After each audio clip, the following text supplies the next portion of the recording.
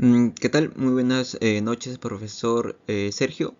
Les saluda Víctor Almenara. Y bueno, a continuación pasaré a presentar lo que vendría a ser la evidencia 1 del curso Comunicación y Gestión de la Información.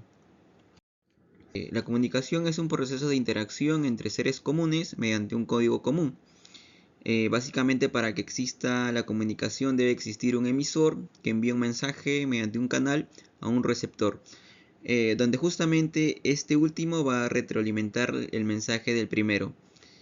Eh, como elementos de la comunicación, como ya se mencionó, de por medio siempre hay un emisor que va a iniciar la comunicación o va a decodificar, codificar el mensaje.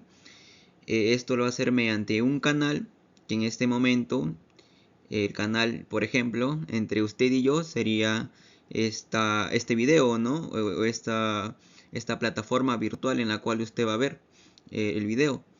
El código básicamente sería lingüístico, en este caso sería el español. El mensaje básicamente es esta parte completa de lo que va a hablar el emisor, ¿no? El mensaje es básicamente todo de lo que está hablando el emisor, como repito. Y como no último, porque hay más elementos de la comunicación, está el receptor. El receptor va a ser el que va a contener el mensaje y, como repito, va a dar una retroalimentación respecto a lo que ha mencionado el emisor, ¿no? Al receptor también se le conoce como decodificador. Por otra parte tenemos otro elemento que es el tema. El tema básicamente alude a lo que realmente se está hablando. En este caso estamos hablando un tema académico. Y el contexto en el que se está dando ahora es de una manera directa, ¿no? Así pasaremos a ver lo que son las barreras de la comunicación. Básicamente las barreras de la comunicación son obstáculos que van a dificultar o impedir el intercambio efectivo que va a haber entre un individuo con un grupo o un individuo con otro individuo. Estas barreras de la comunicación puede ser de distintas naturalezas. Más adelante vamos a ver que son de factores físicos, psicológicos, culturales y lingüísticos. Y bueno, hay que comprender y superar estas barreras es algo esencial para mejorar la calidad de la interacción y fomentar la comunicación más efectiva en todos los ámbitos. Dentro de los tipos de las barreras de comunicación que pueden afectar a nivel personal como a nivel profesional tenemos las barreras físicas, ya que ahora hay un corte en la conectividad o el video empieza a fallar, entonces básicamente son problemas técnicos, físicos que están impidiendo, ¿no?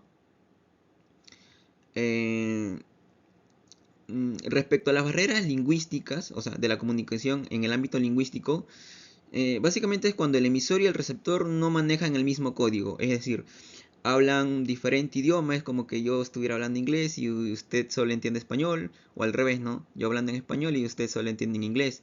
Asimismo, también una barrera lingüística, un ejemplo sería cuando dos personas no tienen las mismas competencias, ¿no? A nivel lingüístico hablando.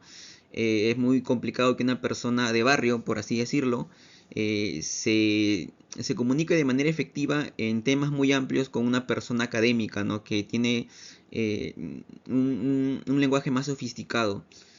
Utilizar un lenguaje claro y también hay que adaptarnos al nivel de lo que estamos hablando o con quién estamos hablando, ¿no? Eso va a tener que ver mucho con el contexto también. Otras barreras lingüísticas son las psicológicas, que van de la mano con los prejuicios, estereotipos, emociones negativas, que van a interferir en esta interpretación del mensaje, ¿no? Tanto para enviarlo como para recibirlo. Lo que ayuda a derribar esta barrera psicológica es la empatía. Siempre hay que ponernos en el lugar de la otra persona y tratar de entender lo que realmente nos quiere decir. Y también tener una escucha activa. Estas dos herramientas nos van a poder ayudar a superar estas barreras. Un ejemplo de barrera psicológica en este caso se tomó como la ansiedad en hablar en público, las barreras semánticas. Esto básicamente se refiere a las palabras o las frases que a veces son ambiguas y que se pueden interpretar de diferentes maneras, ¿no? Básicamente para derrumbar esta barrera de comunicación hay que manejar siempre una precisión en las palabras. Asimismo, ya no se va a tener o no se va a llegar a los malentendidos. Un ejemplo serían las palabras con múltiples significados, ¿no? En clase justamente yo le comentaba al profesor que en España yo un tiempo estaba trabajando en un call center y normalmente a veces a uno se le salía, ¿qué tal? Muy buenos días, señorita. Y para ellas, y más que todo para las damas, señorita está muy mal visto allá. Señorita es como que esas chicas que ofrecen servicios extramatrimoniales. En cambio acá en Latinoamérica, oh, señorita, wow, no, sí, señorita, les gusta. Más bien hay personas que les gusta que le digan señorita, ¿no? Algunas que ya son señoras, pero igual quieren que le digan señoritas.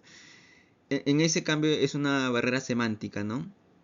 Por otro lado, las barreras culturales eh, resultan básicamente en base a las diferencias de valores y creencias a un nivel social, ¿no? Entre los locutores. Por ejemplo, en China, cuando tú haces así, hacia adelante, esto significa que eres un hombre sabio, inteligente, ¿no? Porque vas hacia adelante, si no me equivoco. Pero tú acá en Perú le dices así a alguien y te dicen, no, que me está diciendo que estoy loco. Si en el caso que venga un chino acá a Perú y se encuentre con alguien haciendo eso, lo va a tomar desde un punto de vista cultural mediante sus creencias y sus valores, ¿no? Respecto a las barreras tecnológicas, bueno, como bien mencionábamos en un inicio con las barreras físicas, también estas barreras tecnológicas tienen que ver justamente en una cierta parte con el hardware, o sea, con los problemas que puede haber con las plataformas, con el mismo monitor, con el mismo CPU, con el mismo celular. Pero hay otra parte que es importante en el que puede existir esta barrera tecnológica que no va a permitir comunicarnos. Es cuando no, la persona no tiene esta capacidad o el conocimiento para poder utilizar esta plataforma o esa aplicación, ¿no? Yo recuerdo en pandemia cuando estábamos llevando clases en la universidad, habían profesores que eran las primeras veces, o sea, con la pandemia se llegó básicamente a las clases virtuales, ¿cierto? Entonces habían profesores que, a pesar de haber tenido capacitaciones, clases intensivas para poder empezar a implementar las clases virtuales, les costaba mucho, ¿no? Les costaba mucho adaptarse a lo que son estas tecnologías, a esta digitalización. Entonces, ahí hubo de por medio una barrera tecnológica por parte de los docentes y bueno, habían alumnos también que no tenían estos conocimientos o se les dificultaba en un inicio. Bueno, las barreras administrativas básicamente tienen que ver con procedimientos o la forma como está estructurada la organización de una empresa o de una comunidad, ¿no? En el caso, por ejemplo, en la universidad, para yo hablar con el decano, si yo quisiera, tendría que mandar una carta, esperar muchos días, esperar la burocracia. Entonces, creo que sería un tipo de ejemplo, por así decirlo, sencillo, en lo que es una barrera de comunicación administrativa. Acá se mencionaba que teníamos que tomar un título para poder desarrollarlo mediante una estructura de discurso expositivo. El título que se tomó fue La importancia de la comunicación a nivel profesional. El objetivo básicamente es exponer la importancia de la comunicación efectiva a nivel profesional. Como público objetivo, tomé a estudiantes de 20 a 45 años que cursan la carrera de Administración de Negocios Internacionales del Instituto Certus en la modalidad 100% virtual. Aquellos laboran en horarios fijos en diferentes sectores laborales y estudian en el turno nocturno. La duración básicamente es de 10 minutos. Y la estructura del discurso básicamente, como se mencionó en la rúbrica, hay un inicio, un gancho, luego pasaremos a un desarrollo y así por último una conclusión.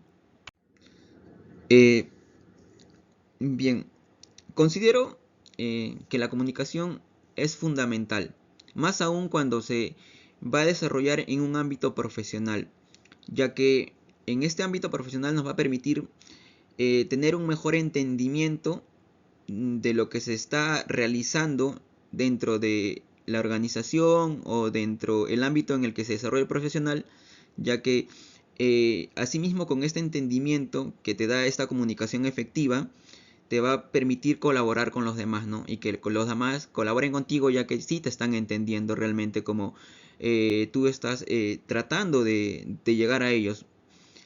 Lo que te va a permitir también una comunicación efectiva es una resolución de problemas. Es decir, ya no eres tú.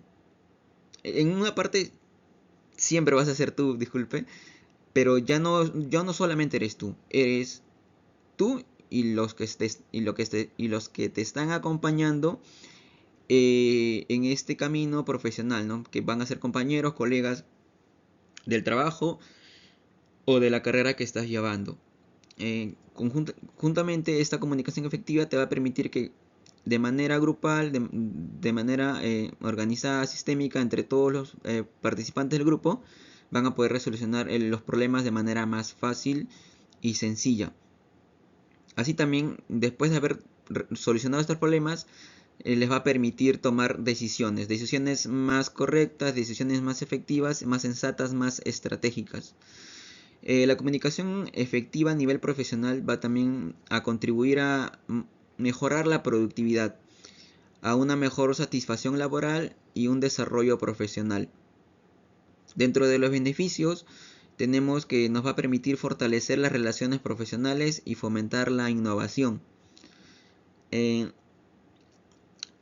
Dentro de las claves para poder llegar a una comunicación efectiva tenemos la clareza.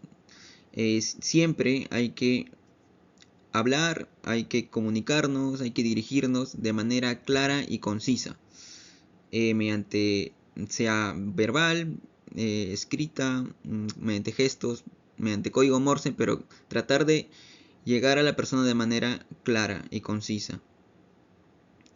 Otra clave que nos va a permitir comunicarnos de manera efectiva a nivel profesional es el respeto.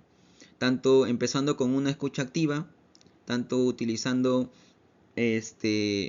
los argumentos que uno tiene de una manera respetuosa, sin faltar respeto a nadie. Otra clave es la empatía. Esta empatía nos va a permitir ponernos en el lugar de las otras personas o de los demás y tratar de entenderlos desde sus perspectivas, ¿no? La retroalimentación, para que podamos hablar de comunicación, siempre hay una retroalimentación, tanto del profesional que está dando el discurso, tiene que dar una retroalimentación, ¿no? O sea, tratar o él tiene que asegurarse de lo que ha dicho se haya entendido por los demás. Ahora, y esa retroalimentación también, como se da, se tiene que recibir, ¿no? Ahora pasaremos a revisar el desarrollo.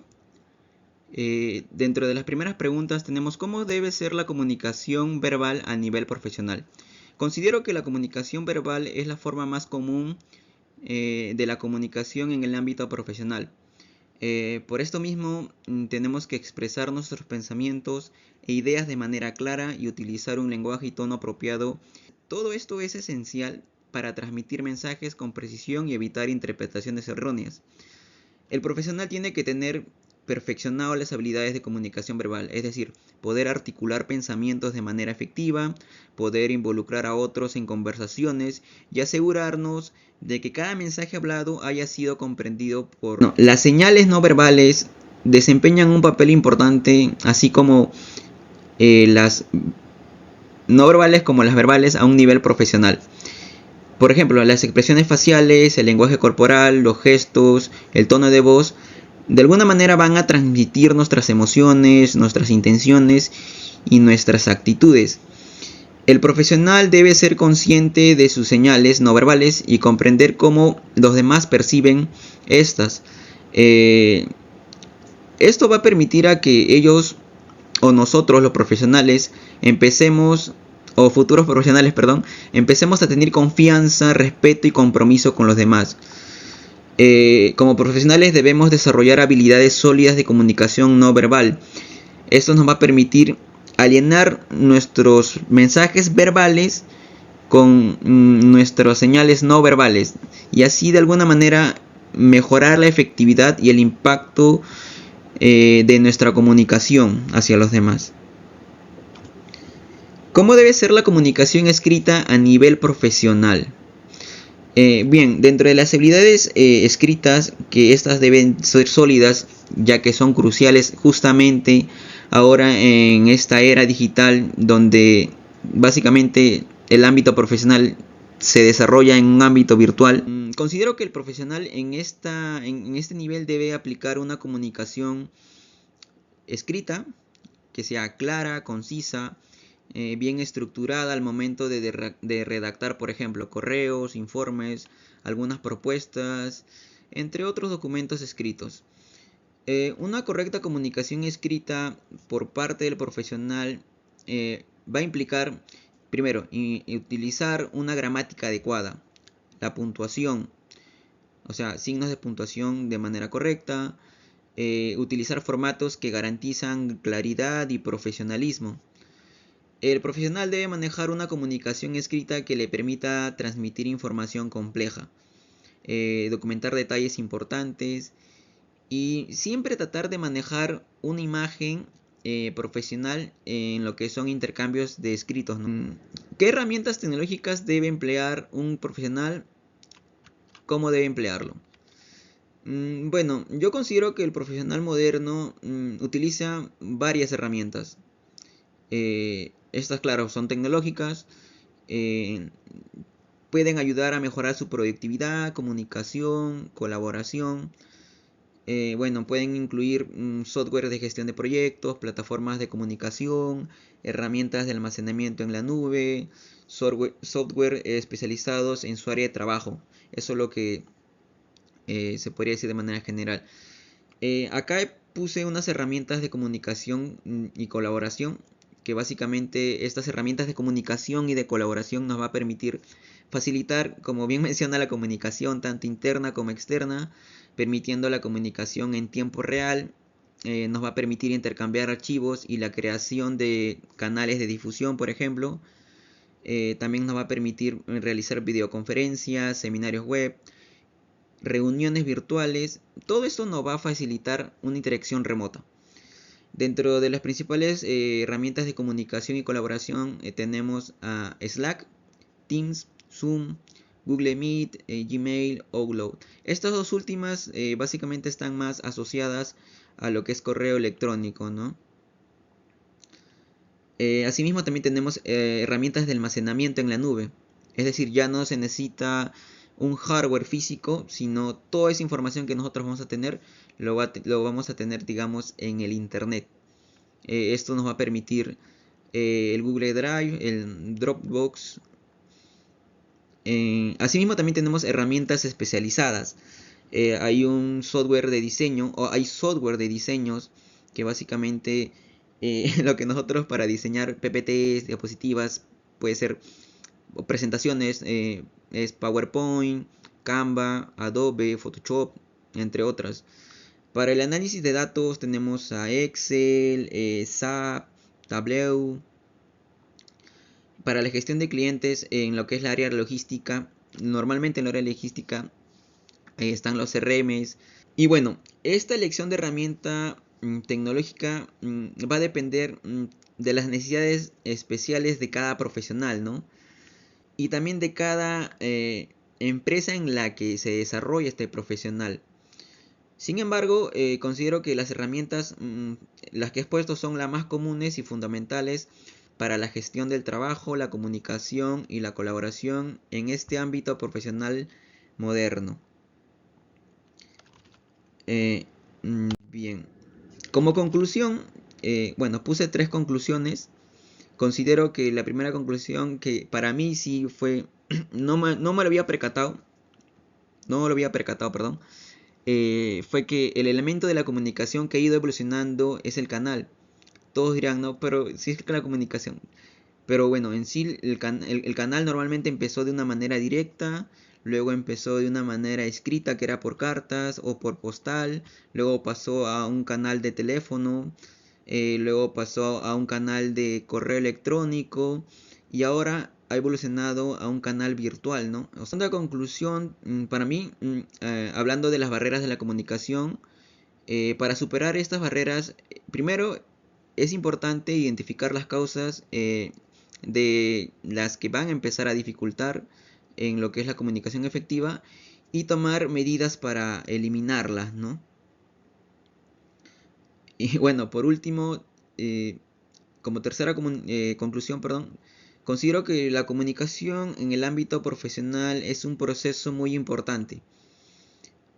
Bueno, que cada profesional debe revisar, ya que después de haber desarrollado estas habilidades, para tener una comunicación efectiva, va a permitir obtener estas herramientas que justamente nos van a permitir, perdona la redundancia, lograr un desempeño ideal en nuestra función como profesional.